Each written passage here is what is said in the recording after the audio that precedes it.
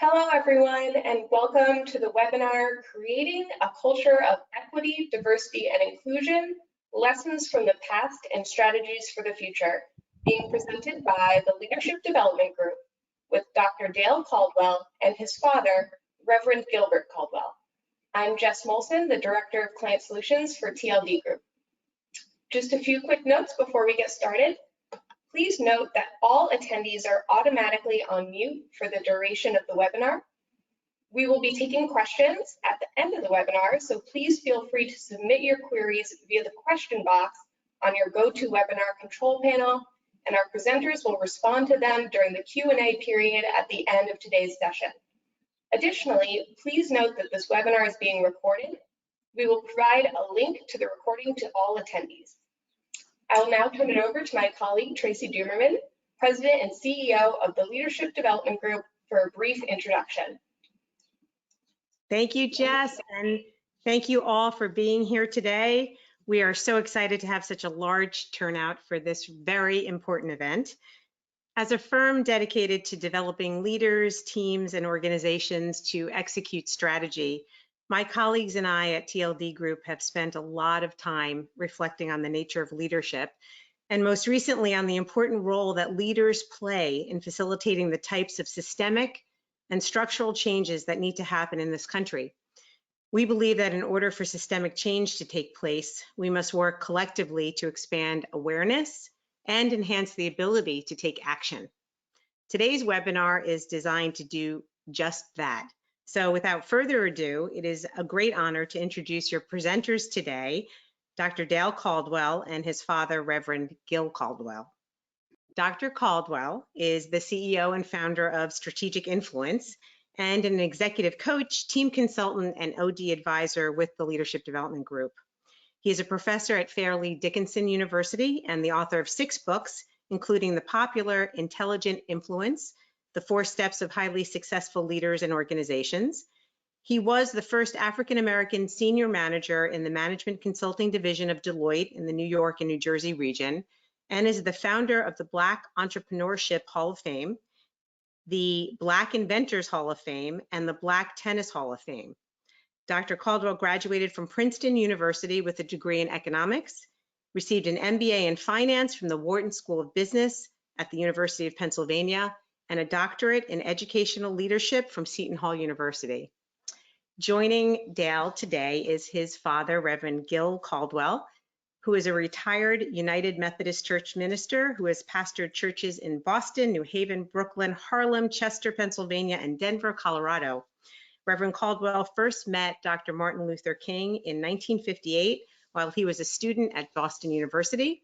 He actively participated in the 1963 March on Washington, the 1964 Mississippi Freedom Summer, the 1965 Selma to Montgomery March, and the March in Boston protesting public school segregation. He's a graduate of North Carolina A&T State University and Boston University School of Theology. He received an honorary doctorate of divinity from Dakota Wesleyan University. For his leadership and work, he received social justice awards from the Church Within a Church movement and the Methodist Federation for Social Action.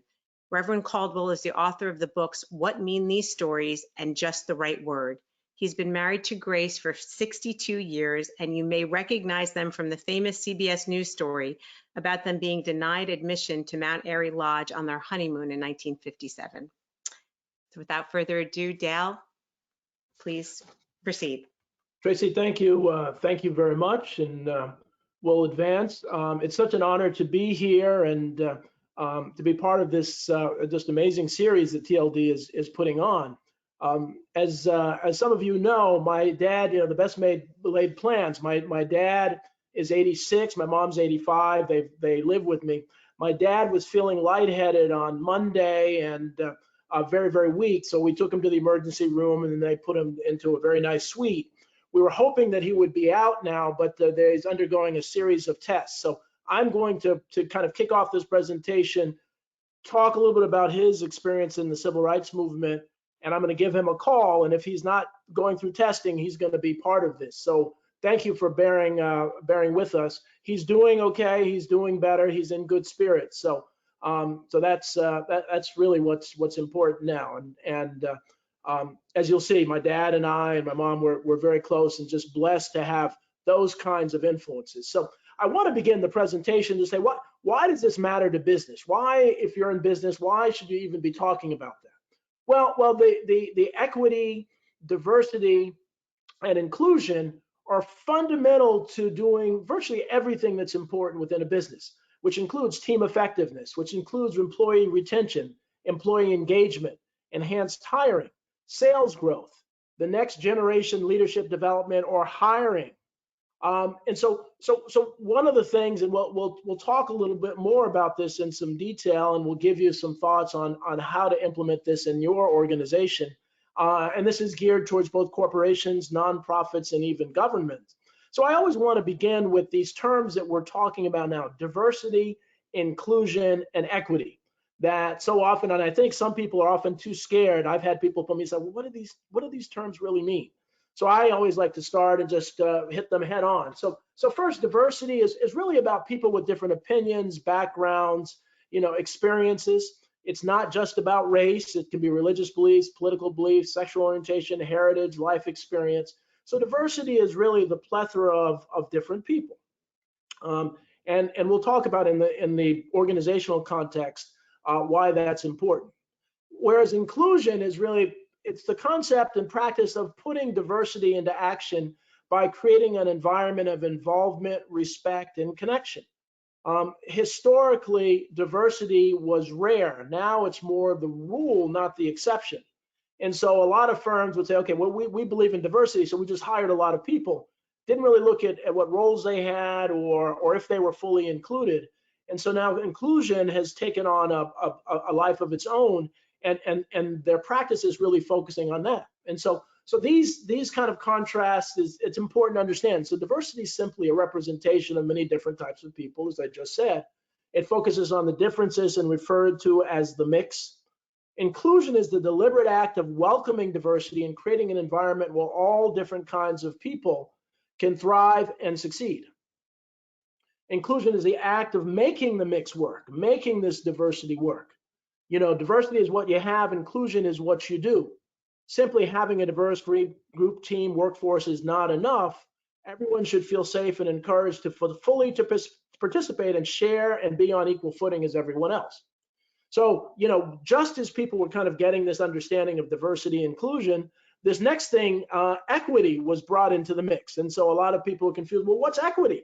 And where does that fit into the mix of things? And so equity really is seeking to ensure fair treatment, equality of opportunity, and fairness in access to information and resources for all. So to make sure that it's not enough to have a diverse group, not enough to have a diverse group that you give opportunities to, but to make sure that they have the same opportunities as others. Not more opportunities, but the same opportunities. And a lot of people think that that's happening, but the more you peel the onion back, you start to see that there really isn't the kind of equity that many people think there is. So let me kind of talk about my dad, and then we'll try to get him on the phone. And so, as you heard, my dad met Dr. King in 1958 as a student at Boston University. My dad led in organizing a march to integrate the Boston public schools in 1965. Many people think that that all the marches were in the South. Well, integration has been and still is. I live in New Jersey, and New Jersey is the third most segregated school system in the country. So segregation still is not legalized, but so this march in 1965 really brought my dad, connected with Dr. King. And so here he is on the left with Ralph Abernathy, who was kind of the second in charge leader of the civil rights movement, and Dr. Martin Luther King at a press conference announcing the march in Boston in 1965. Here is my dad marching next to Dr. King and Ralph Abernathy, escorted by a police officer through the Boston Commons and the streets in Boston. At the rally, at the march, Dr. King with a megaphone, really talking about integration in the Boston public schools. And so that fueled a lifelong drive for being involved in the civil rights movement.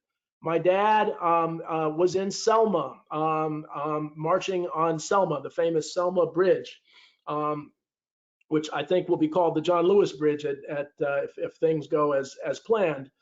He was in the Mississippi Freedom Summer. He was in the March on Washington for Jobs and Freedom. What a lot of people don't realize is Dr. King knew it was about economics as much as integration. And so often that gets lost in the movement.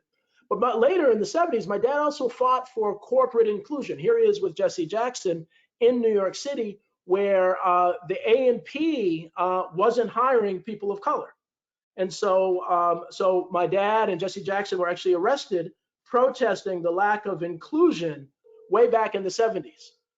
And so it's important to understand the connection to this time. Dad? Hi, Dad. I'm on this webinar now. We have I can't see the number, but I know more than 200 people signed up for it. So I have a picture of you and Jesse Jackson. And so, do you want to say a little bit about your involvement in the civil rights movement? Okay, thanks, Dan. Thanks for inviting me to participate. I first heard Martin Luther King in '57 because the Supreme Court did a third anniversary of the school integration event, and I went from seminary to go down to hear him. Then in 1958, we invited him to come by his alma mater, Boston University School of Theology. He's a graduate with a PhD, and of course I have an MD there. And just had a wonderful visit with him, with the students. His charisma from the pulpit did not somehow get in the way of his interacting with us. And I knew that here was a person who was really special and I would follow, particularly as an African-American Southerner. I obviously had, over the years, been deeply concerned about segregation and a number of other things. And so I went to the March on Washington. Actually, I left the church meeting in Chicago to take a special train down to hear him, and was just very, very, very amazed by his speech. I had a dream, and of course John Lewis's comments as well. That was of course '63, then '64, and then after, of course, to do things in Mississippi in terms of voter registration, schooling for young people. Some of us volunteered to go to Mississippi. I was in a place called Parsons Crossings, New Jersey. Excuse me, the phone is ringing here. Parsons Crossings, Mississippi. I was there for a summer. That was that awful summer when 3 civil rights workers were killed, 1 black, 2 white and Jewish. So obviously it was a time of great fear for us, but I felt I had to be there. Then in 1965, of course, we know Bloody Sunday. And after Bloody Sunday, Dr. King asked a number of us to come to Selma to sort of witness, and many of us did. I have still no idea how many of us were able to get there the Tuesday after the Bloody Sunday. I was there from Boston with a white Unitarian minister, Reverend James Reeb, who gotten to know. He with a group of friends went out to eat that evening, was beaten, and later died, and I participated in a memorial service in Boston. And then in Boston, where I was pastoring, we were deeply concerned about school segregation in Boston, and so we invited Martin King to come and help us confront the Boston School Committee. And that was when I was closest to him. The pictures that maybe Great Dale has shown represent that. I was very involved with him the 2 days he was in Boston, marching next to him, being with him when he attended some of the public schools, and then of course marching to Boston Common, where he spoke, and I had the opportunity to introduce him.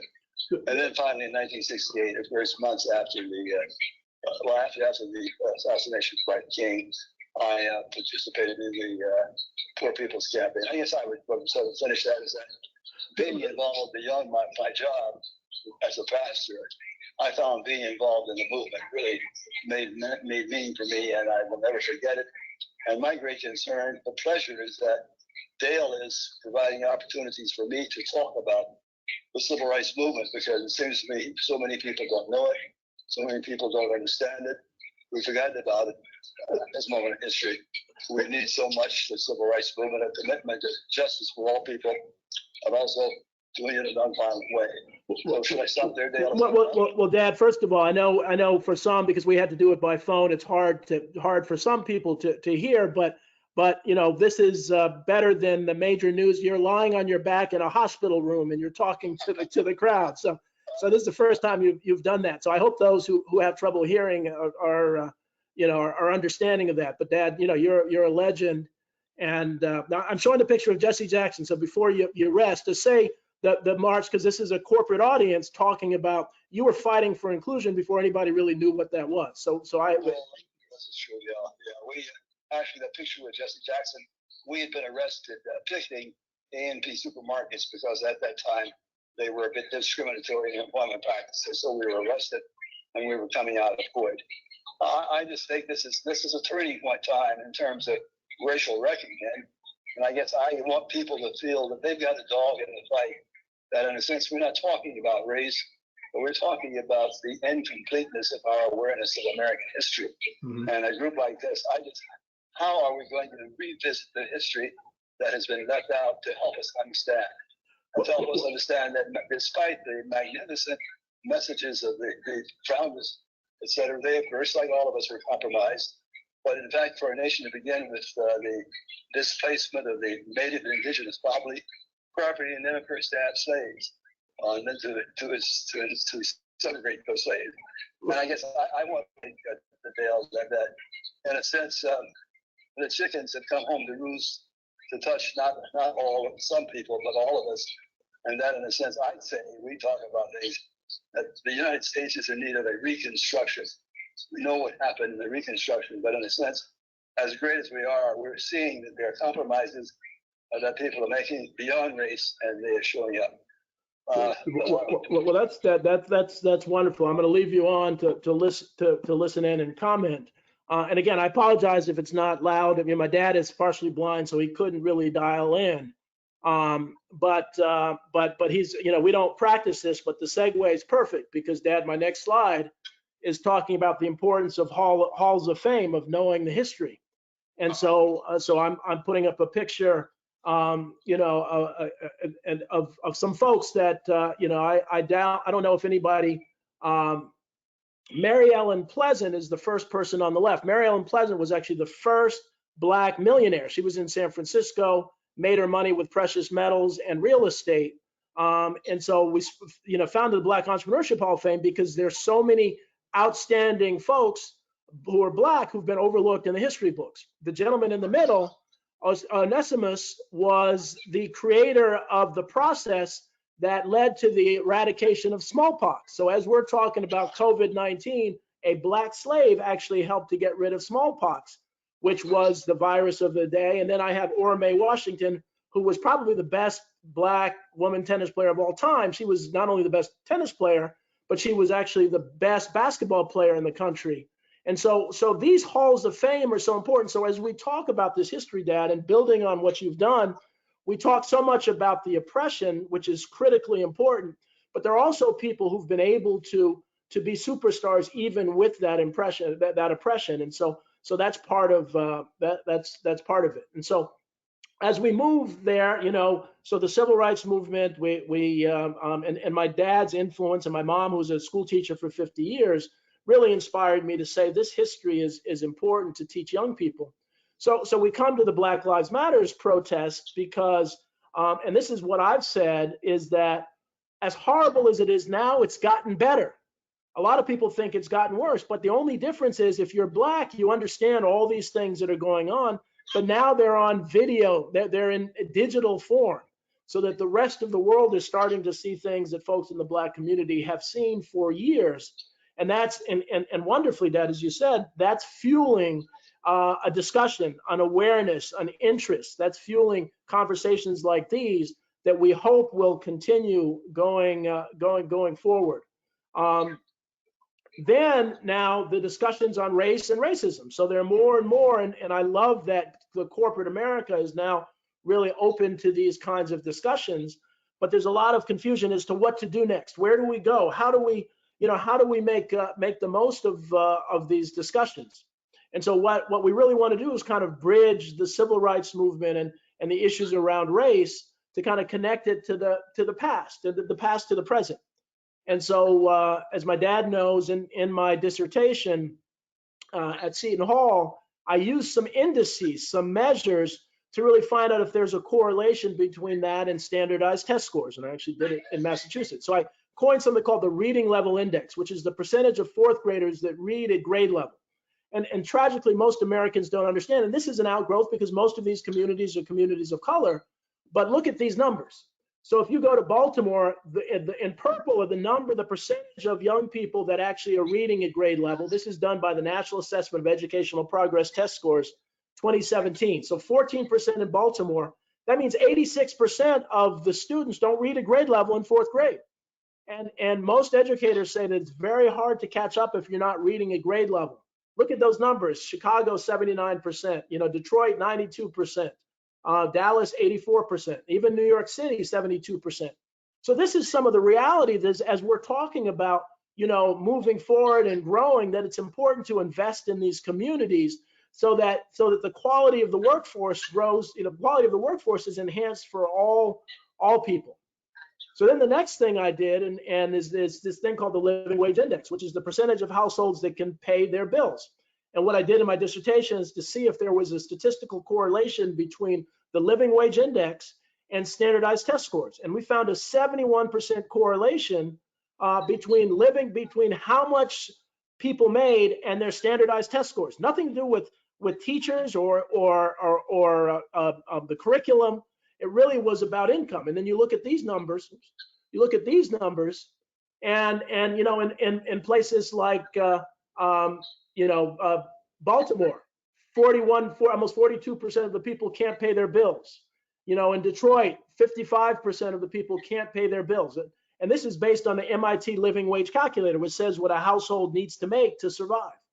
So as we're talking about some of the issues, and with Black Lives Matters, we talk about the police issues, but poverty undergirds so much of what we do. And so why is it that we can't find as many senior executives to hire and others? But you have to look at the marching helped to increase opportunities for people of color, but you start to look at the education and the living environment. And so the Living Wage Index is really the reason why there's so much interaction with police, because people need to steal or do something wrong to pay their bills and survive. And so I say that those of us who are in corporate America really need to understand that investing in these communities is critically important. So, one of the things that I like to talk about is why do we have racism and why do we have sexism and why do we have war and why do we have conflict and all that stuff? And the late Carl Sagan and some other scientists put together they wanted people to understand the history of the universe and put together a kind of a 1-year history of the universe. And if there was such a thing as the Big Bang, it would have been January 1st, obviously the first second. Earth would come around about September 25th, but the interesting thing is that human beings would be here about December 31st around 10 p.m. So we're relatively new in our ability to interact with other people. As much as we can fly around the world and our technology is amazing, we don't know each other. And so the framework that I developed is really all about influence and to understand that we're a product of our influence. And so I was writing a book on leadership, and I looked up Webster's definitions of leadership, command, and authority, and was amazed to find the word influence in each one of those definitions. And so that set me on a path to really study this word called influence, and found that it's hidden in plain sight, that this word is used all the time, that he's an influencer, she's an influencer. Does that mean they have more social media followers? Are they richer? Are they more attractive? Are they more powerful? But you start to realize that we do what we do, think the way we think, and accomplish what we accomplish because of influence. So as you look at what's going on within an organization, and this applies to the organization as well as the individual, influences determine organizations as much as it determines people. So when you begin to think about that, you start to say, and those people who say, okay, well, give me an example. The example I use are English accents. That no child is born with an accent. They could be born in Brooklyn or Johannesburg or Birmingham, Alabama, or London or Sydney, Australia, and they develop a very different English accent that often stays with them for the rest of their life. So think about your favorite sports team, your culture, your religion. All those things are influences. When you're born in an empty cup, and so the influences dictate what you do and how you think. And so one of the things that doing the research, I like to say, I know what the best music in the world, and the best music in the world, according to the research, is the music you heard between ages 14 and 25. And it doesn't mean you don't like other stuff, but your brain is developing. And so I use music as an analogy for our view of leadership, our view of diversity, our view of inclusion, our view of equity. And so my question is, what is your music and what is the music of your team? And the reason I use that is that it becomes an easy conversation. Because if you ask somebody, are you an inclusive person, you can take that very personally. But your music, your influences you may have never interacted with people who are very different than you. That's okay. That's not your fault necessarily, but it's important for us to have this conversation going forward to really understand the roots of what we're doing. And so I created this diagram of circles of influence, that all of us are represented by, we represent these circles of influences, our inner circle, our closest friends, our social circle, the people we may work with or spend a lot of time with, our community circle, where we live, and our global circle, what's going on around us. All of these impact ourselves and how we view ourselves. One of the biggest mistakes that society makes is this idea of the self-made person, that I did it myself. I worked hard, nobody helped me, and no one's ever done that. The reality is that people have breaks. Some people have breaks at birth. Some people have breaks because of a professor or a teacher or a parent or a boss. And so it's important for us to own up to that, because then it helps us understand people that may not have had good influences, people that may not have been afforded the opportunities that we had. And just quickly, many of you may have heard of Malcolm Gladwell, a New York Times bestselling author, and 3 of his books, or the one was A Tipping Point, which talks about the influences that create a trend, that there's a pattern of influences that create a trend, and he used the 70s Hush Puppies as one of the examples.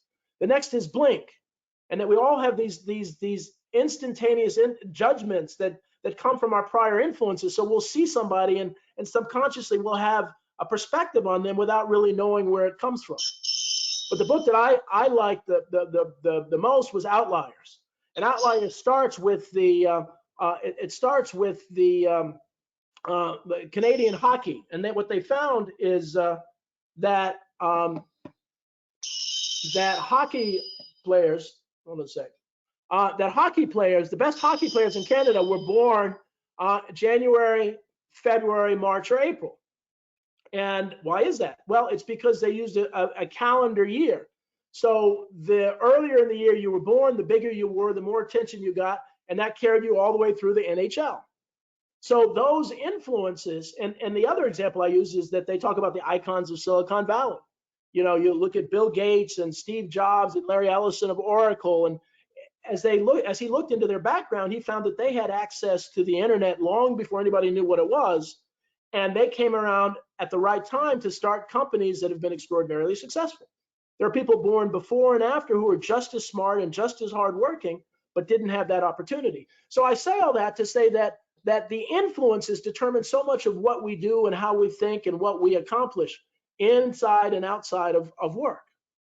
And so one of the things that I really discovered is there are 2 basic types of influence. One is social influence, which we're talking about how we're influenced by other people.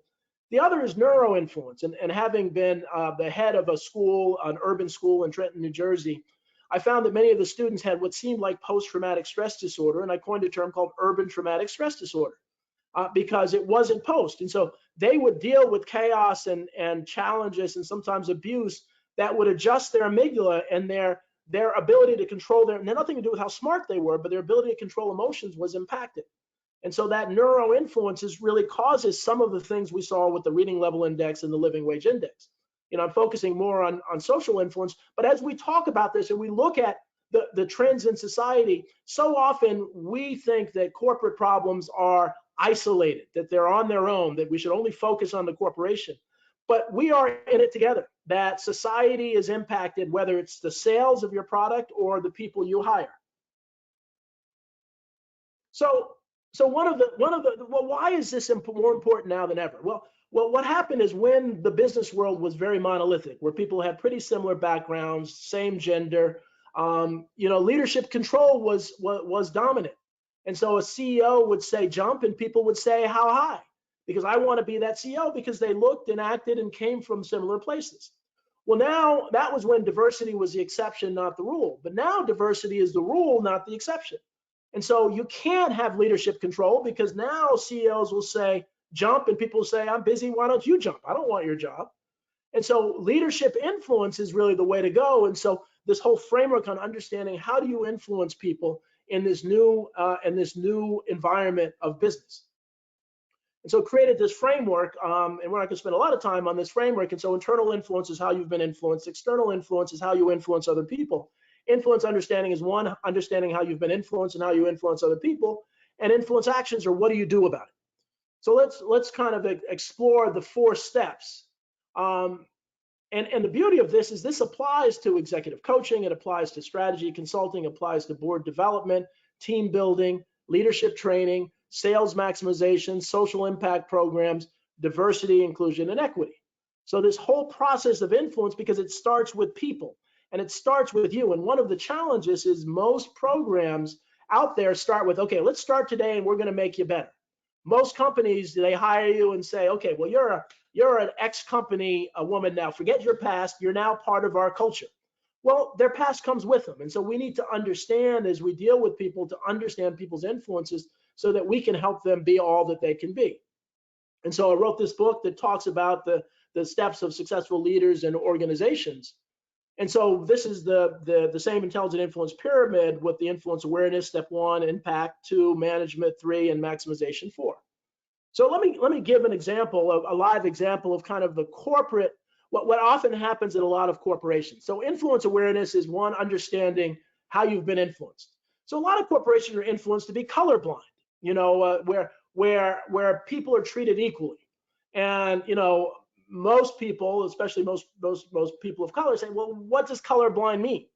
One, if you don't see people being different, then you don't understand the unfairness that has happened in why a civil rights movement was needed.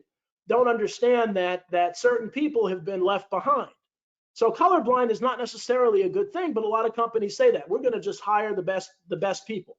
Well, what happens is they don't have diversity, equity, and inclusion because of that. So what's the impact of that? Well, the companies are lacking this diversity, inclusion, and equity because they're colorblind, that they're not actively seeking out people and working harder to get a diverse group. Well, why do you want a diverse group? Well, all the research shows that diverse teams perform significantly better than monolithic teams, especially in a diverse world like we have now. So you're leaving money on the table by not pursuing diversity, inclusion, and equity. So the next step is influence management. So the company develops specific measurable plans to achieve diversity, inclusion, and equity goals. And this is good. And a lot of companies are starting to do that. And the key is the goals have to be measurable. And typically, income has to be tied to achieving those goals to really make sure that they happen. And an influence maximization is a company implements training and processes that involve enhancing employees' understanding of true diversity. What does diversity mean? Does it mean just hiring a lot of people and having a percentage without looking at inclusion and equity? They need to understand what I call their inclusion music, and we'll spend some time on this to understand what am I doing with inclusion? And then the bottom line benefits of equity, that by bringing people who are different into the mix at senior levels, your company can strategically be better in a time like this, as we're dealing with COVID, as we hopefully will eventually get out of COVID next year and move to a brand new world of business. So one of the things, let me go through the process with what I call racial inclusion music.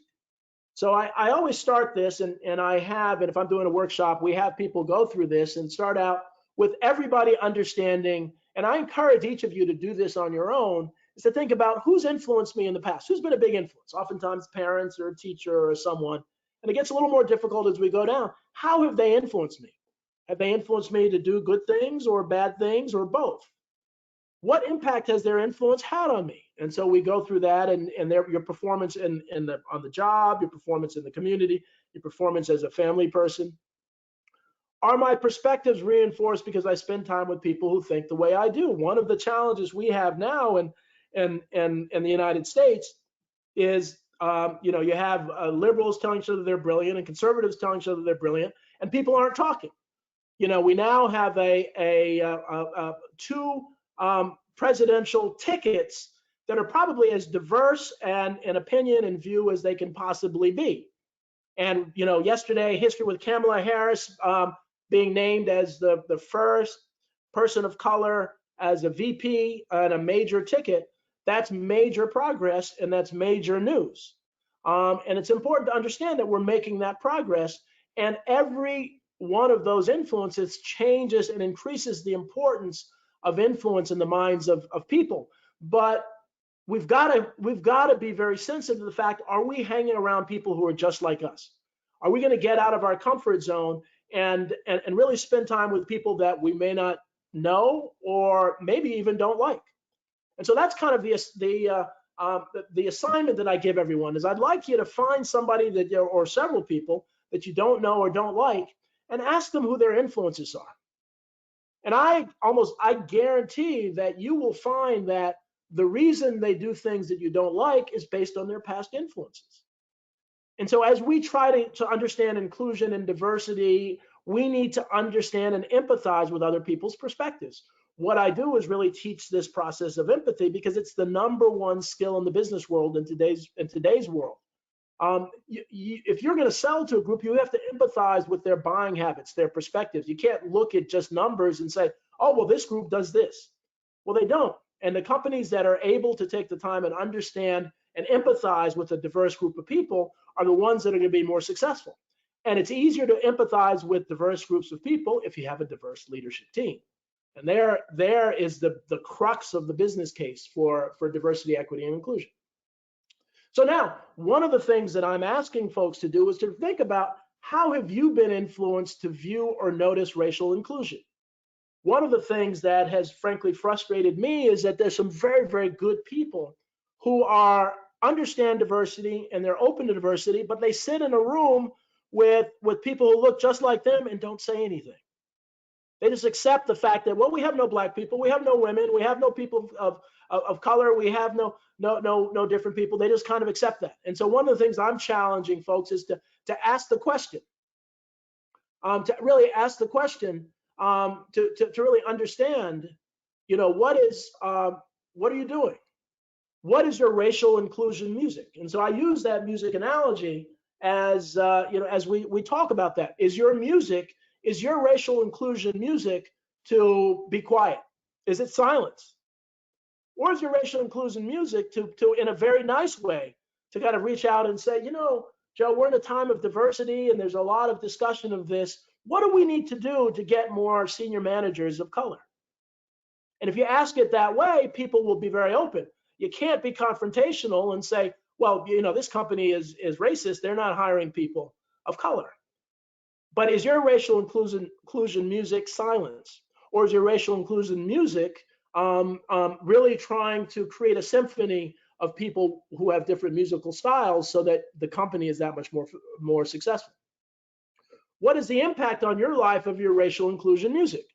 If your racial inclusion music is silence, you're probably hanging around with people who are just like you. You're going out to eat with people like you. You're working on projects with people like you. And now in this time, it doesn't serve a company to have groups like the lunchroom in high school or the lunchroom in college, where you had a black table and a Latino table and a white table and a women table and so on. That doesn't work anymore. And so one of the reasons I suspect that many of you are on the call is that we need to begin to really be open and honest, but not accusatory. And so the thing about influence is that if someone is insensitive to that, they weren't born that way. And you have to be sensitive to say, well, they've never really talked to someone. I often say that knowing this framework, I could sit with someone who's in the Klan and sit and ask them, well, how many people who are black and Jewish have you met? And why are they all bad if you haven't met them? And so you begin to really break things down and understand that we are all people who are a product of our influence.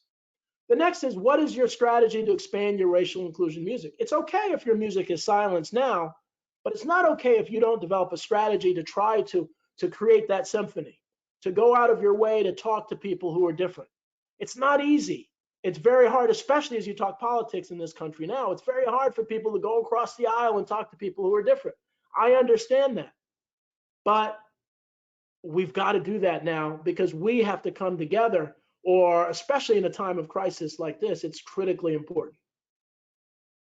And then what will you do to make an effort to expand your racial inclusion music and advocate for inclusion in both your company and every aspect of your life? Are you ready to do this not only in your company, to do this with your family, friends, to do this in your religious institution. And so as we talk and think about this, so often we look at this as a business objective. So diversity, inclusion, and equity, we've got to do this. Let's do this top down. But really, the only way it'll work is what I call people up, where we are actually working from the ground up, working with people to help them understand who they are and realize, we understand you may not have been influenced to understand why this is important, but now we have to all change. And so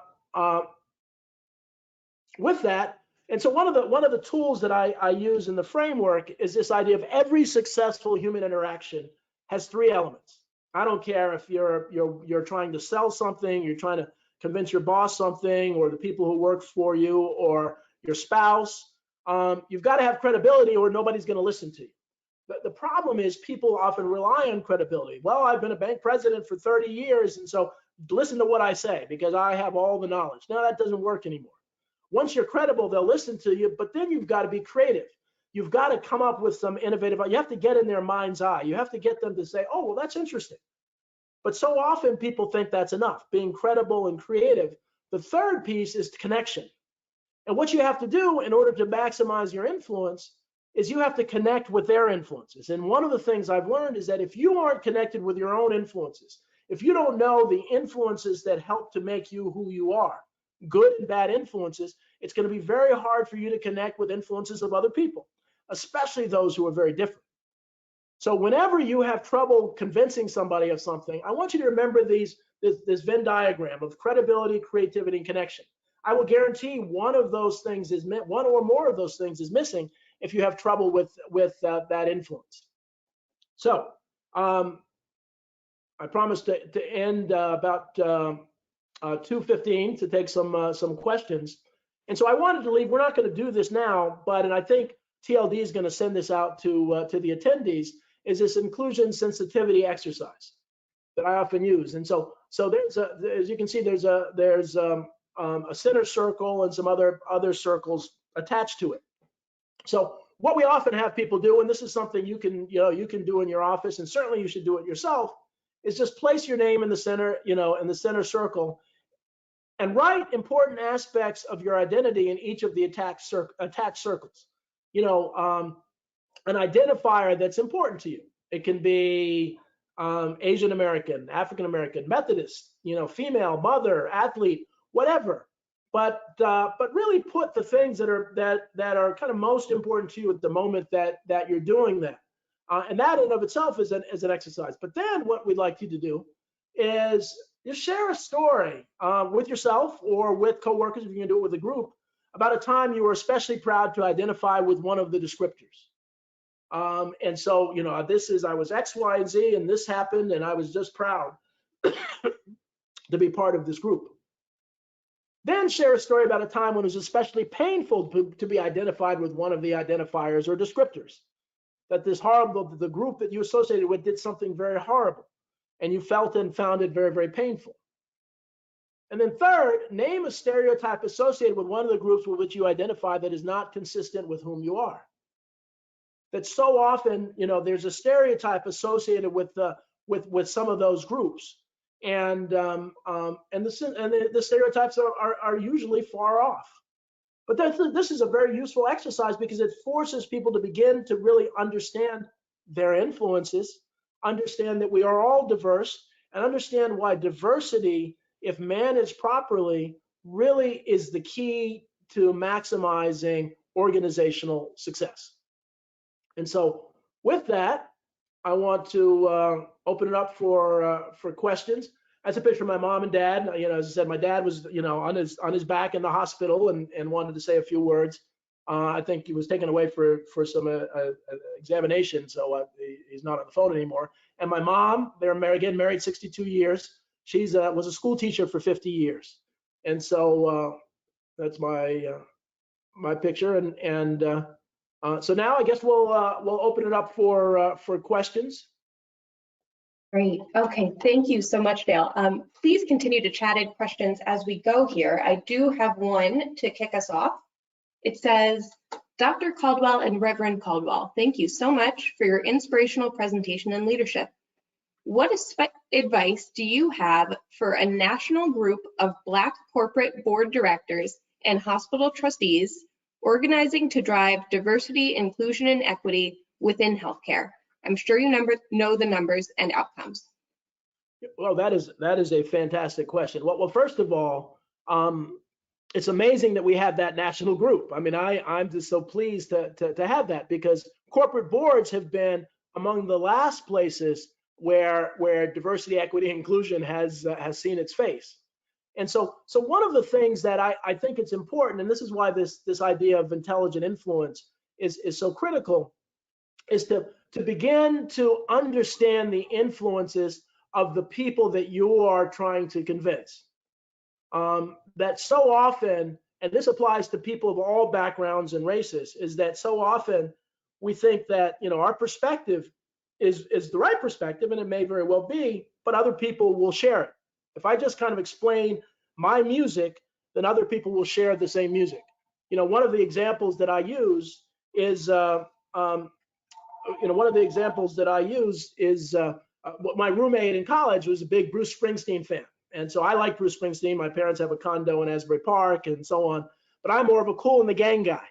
And so I was never going to convince him that Kool and the Gang is better than Bruce, and he was never going to convince me that Bruce was better than Kool and the Gang, two New Jersey groups.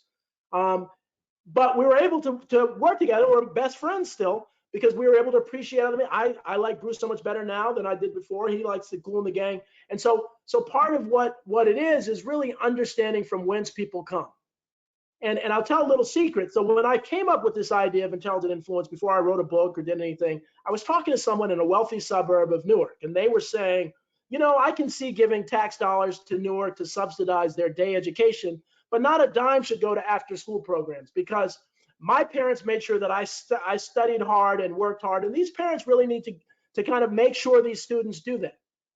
And at one time in my life, I would have said, are you crazy? You know, living in this wealthy community is different than living in a poor community. But instead I said, you know, Joe, you're a really successful person. Who are the influences in your life?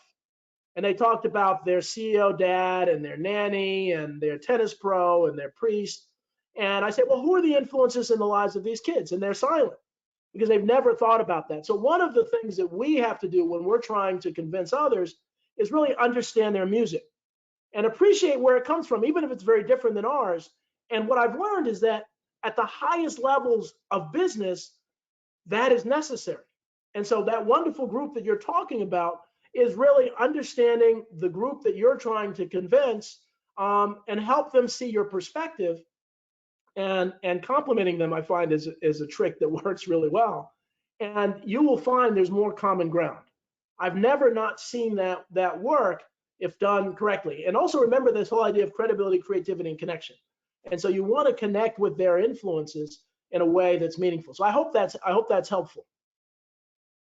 Great, thank you, Dale. We had a few more questions come in. The next question I have for you is, my company just announced that they are looking for a diversity and inclusion officer. Does it matter if this person is Black?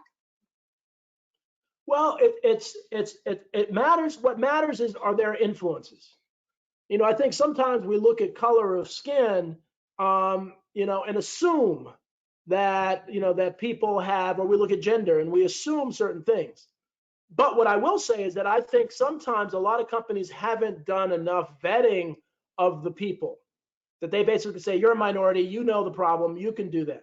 So my sense is, whether the person's Black, white, a man or a woman, you know, Latino, Asian, gay, straight, understand where they come from. What's their vision for diversity? What do they believe in? Do they believe in understanding the influence model? And so I don't think the person has to be Black, but there's a unique experience, you know, being Black. But you know, part of this, and I'll say, you know, I'm you know, the amazing, you know, with Barack Obama in the White House and Kamala Harris being, you know, a nominee for vice president, you know, those are amazing accomplishments. But one of the things that's important to look at is that many of the people who are Black, who are successful, come from families that have confidence, that come from the islands or come from Jamaica, where you believe you can be anything. If you're in Jamaica, you've seen a black everything, a black bank president. I've never met a black bank president of a white bank. So I don't know if I could do that. So when you start to look at people's backgrounds, I would really delve into their backgrounds in a way you can legally without, but ask, what's your view and what experiences have you had working with people who are very different? And how do you think we can grow this company to utilize diversity, inclusion, and equity in a way that's effective for our people, but also profitable for the company? And I think those questions aren't asked enough. And I think one of the other mistakes that we make is that we look at people's past history, and it's not always prologue. And just because somebody's worked in that role in a big company doesn't mean they're more successful. And I've seen so many people who failed from one company to another. Sometimes in a new environment, you want to take chances on people. You want to say, if you really have empathy and understand that they're coming from a good place, they can work within the corporate environment, they can be very, very successful. And the other thing I will say, as someone over 50, that we shouldn't overlook older employees, and that many older folks have a sensitivity and understanding for these chief diversity roles that others don't have. And you say, well, we're looking for somebody for the long term, but the reality is young people don't stay that long. You probably will get more years out of an old person over 50 than you will get someone under 25. So again, we have to kind of challenge. This is all about diversity of thinking, that so often we do the easy thing. Let's look at the resumes where people did exactly the same thing. Well, there's a reason why they're leaving, is they probably weren't very good. So I'm saying you kind of throw out, all old thinking and really look and examine who the person is. Great. So we've had a number of questions come in. I'm not sure that we're going to have time for all of them. But I'll get back to you with the next one. Let's see. Says, thank you for inviting me. I appreciate your comment with respect to the importance of defining the terms diversity and inclusion prior to arguing the case for the same. Please expand your comment about how the promotion of halls of fame fits into the analysis. Well, so part of that is, and it's important, especially for young people, to really understand confidence. And I think a lot of people don't, a lot of people who don't share the Black experience don't understand. You said, Dale, you went to Princeton and Wharton. You should think you could be anything. I don't think I can be anything. I think I can work hard. I think I can be successful. But there's something about understanding the importance of.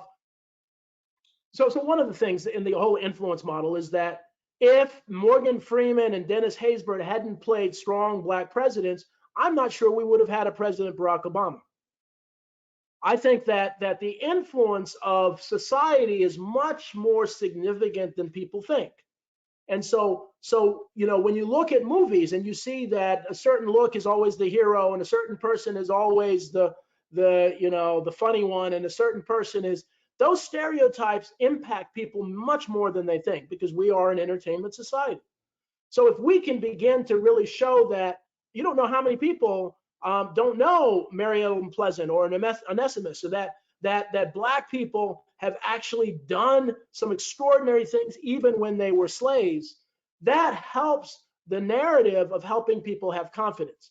And having worked a lot in school systems, I realized that there's not a lot of confidence of young people in the system that they can be, at a level that they can participate in this call. Everyone on this call is successful in their own right. There are a lot of people who don't think they deserve this.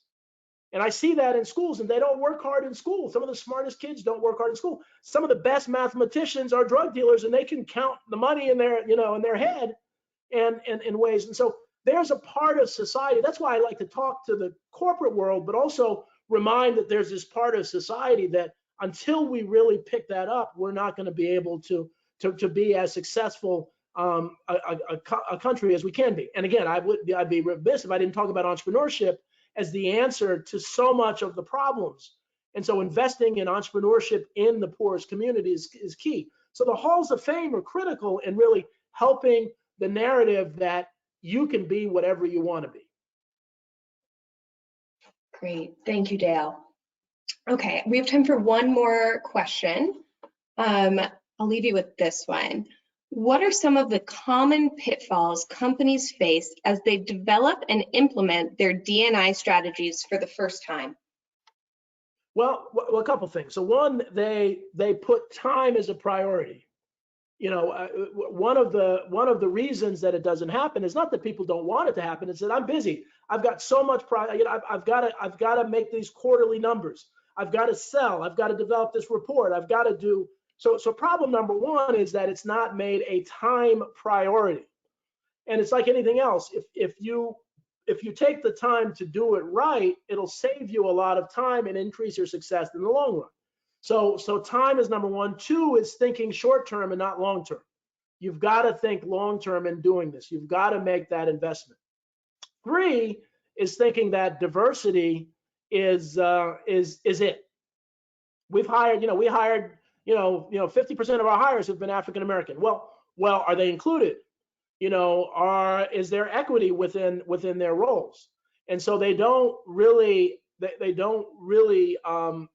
look at fully implementing DIE. And I always joke because the people use the acronym diversity, equity, and inclusion when it really is diversity, inclusion, and equity. But DIE is not a great acronym. So it's and then finally, it's important to understand